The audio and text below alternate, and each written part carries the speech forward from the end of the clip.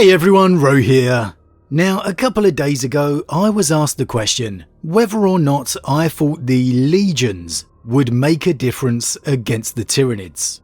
Essentially, what would be better for the Imperium?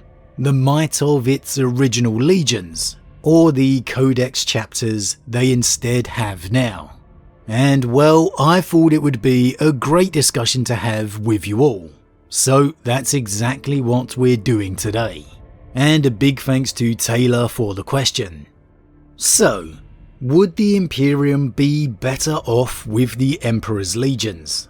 Would they have made a difference over the chapters they have had instead? Would they now? Well, I think you'd have to say they'd come with their advantages. If we take a look at the First Tyrannic War, the fight against Behemoth, we saw a hive fleet that marched all the way to Macragge, pushing straight in from the void into the heart of Ultramar. Now, of course, a legion or a chapter makes no difference in terms of knowledge and learning about the foe you face. Behemoth was a new, unknown enemy.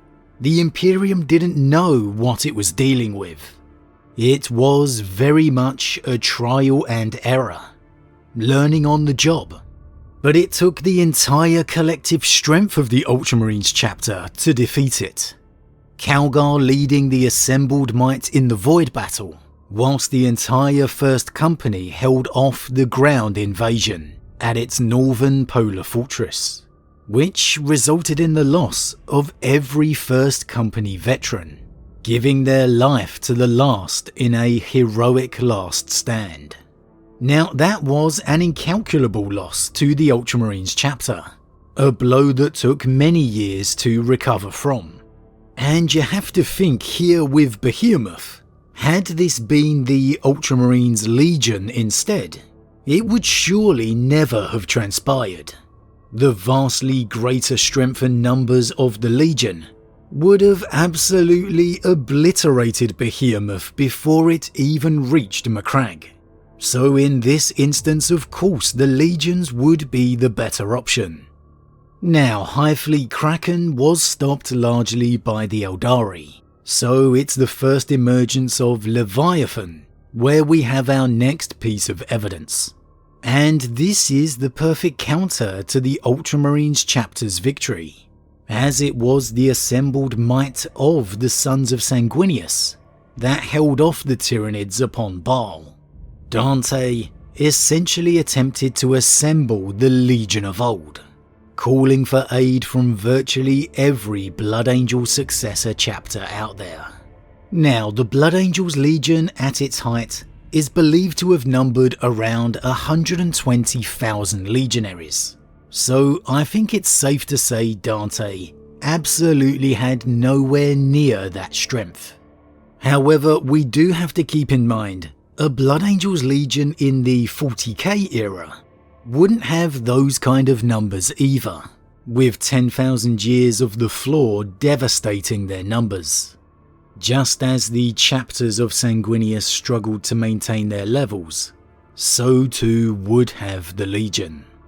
I think we can argue Dante had a small legion making its stand during the devastation of Baal.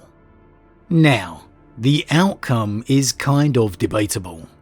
The Blood Angels' homeworld survived, and Guilliman claimed to Dante he had been victorious. I quote, "Forgive," said Guilliman. "There is nothing to forgive, Dante. You stopped them.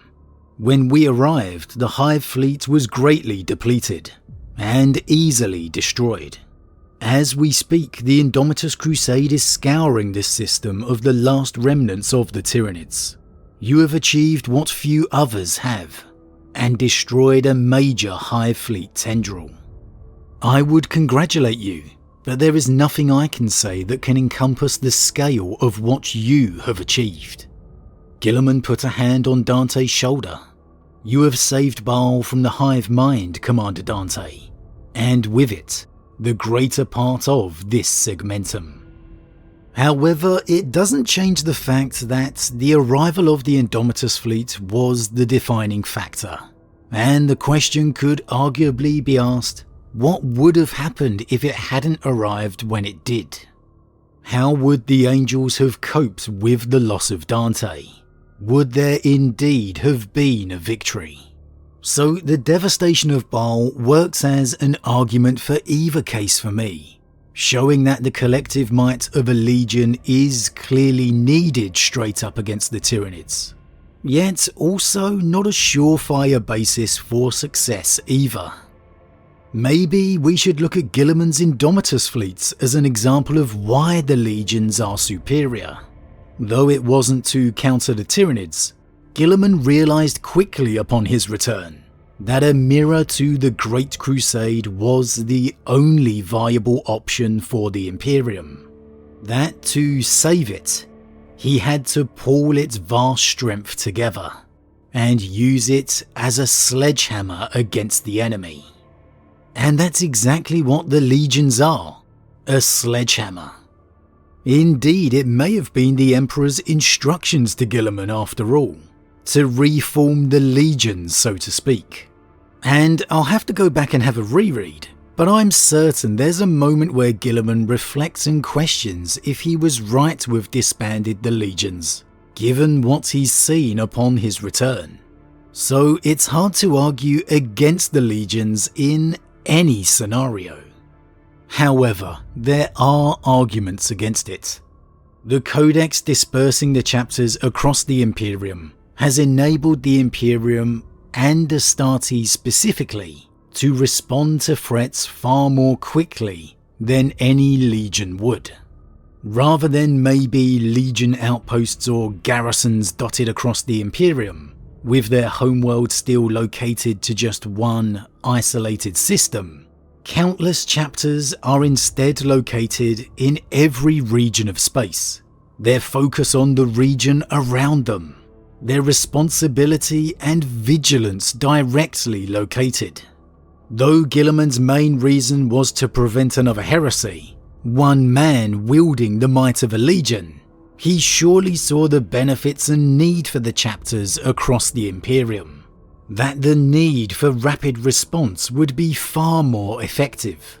That by the time a legion was made aware and mobilised, it could be too late for a system, for a world. And we're seeing the benefits of that line of thinking playing out now, with the High Lords of Terror's Soulblade Fleet initiative. Task forces largely made up of Astartes chapters that are able to respond quickly to the Tyranid threat, able to assault and stall the Hive fleets as much as possible, while the Imperium pulls together its vast resources. It's exactly the type of reasoning and thinking that makes the chapters a benefit over a legion. But I think there's one crucial key here, in that I'm sure in Guilliman's original line of thinking, which we'll see play out within the Scouring, averting Heresy 2.0 aside, I'm sure he thought a chapter of Astartes, 1,000 Marines, would be enough to counter any threat. That there was nothing left within the galaxy that could be a threat enough to the Imperium that a single chapter couldn't deal with. The traitor legions had been broken at Terra. They were being scoured from the galaxy into the Eye of Terra, and humanity dominated the galaxy. No Xeno at that point truly represented a threat. The Orc Empire had been crushed, the Necrons were still asleep, and the Tyranids were beyond imagination. The Codex was implemented, the chapters created, for the situation that Guilliman knew then. Had he known of the Tyranids, had he have known of the mass destruction of the Hive fleets, would he have made a different decision? Now that is the question. And once again, I think the answer maybe lies in the Soulblade fleets and Leviathan. Because let's be honest here, they don't seem to be working. Leviathan is advancing. and more reinforcements are needed, pouring into the embattled systems of the West. Sure, the Soulblade fleets have had some victories. Sure, they may have stalled the Hive fleets, denied them valuable victories. But it's not enough. And maybe that's just the answer. Smaller forces are great for certain things. The chapters are great for swift responses, dealing with most of the threats the Imperium faces, has faced over the past 10,000 years. But as the threats have increased, scaled up in size, the chapters just aren't enough anymore. The Imperium needs to resort to what it does best, assembling that vast strength together, the sledgehammer. If the Tyranid emergencies have taught us anything, it's that they are only getting bigger. That there is only more Tyranids to come. The Ultramarines chapter sacrificed hugely to defeat Behemoth.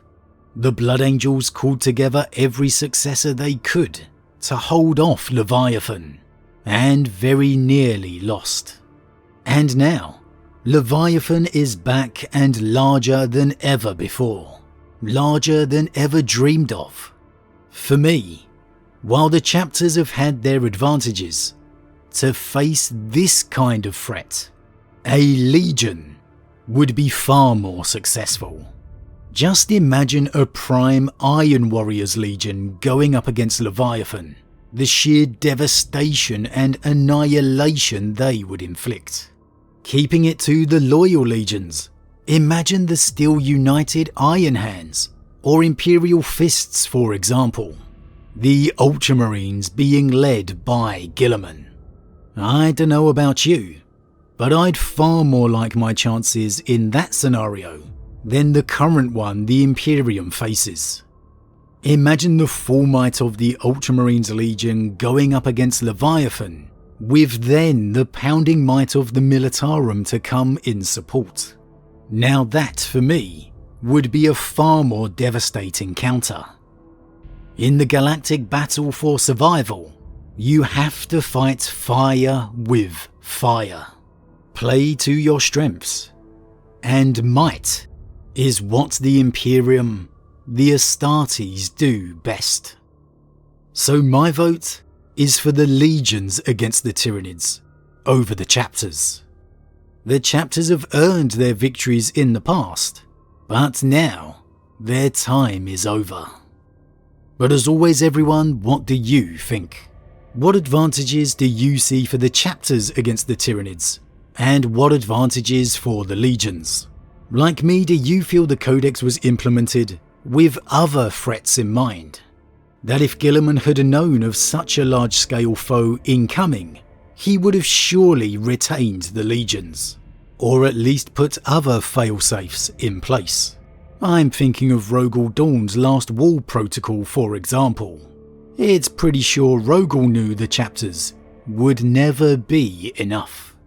How do you think the Imperium will handle Leviathan moving forward? Is it down to the vast Militarum to handle? Or will it ultimately require the assembly of a de facto Astartes Legion? Even multiple of them, given Leviathan's size. Is the Imperium's future actually in its past? As always everyone, leave your thoughts in the comments below. Huge thank you to all my subscribers, your support truly means a lot to me, it really does. If you're new, please consider subscribing to help the channel grow. And if you enjoyed this particular vid, then why not drop a like on it too. But with that said, I am off, and I'll see you all again real soon.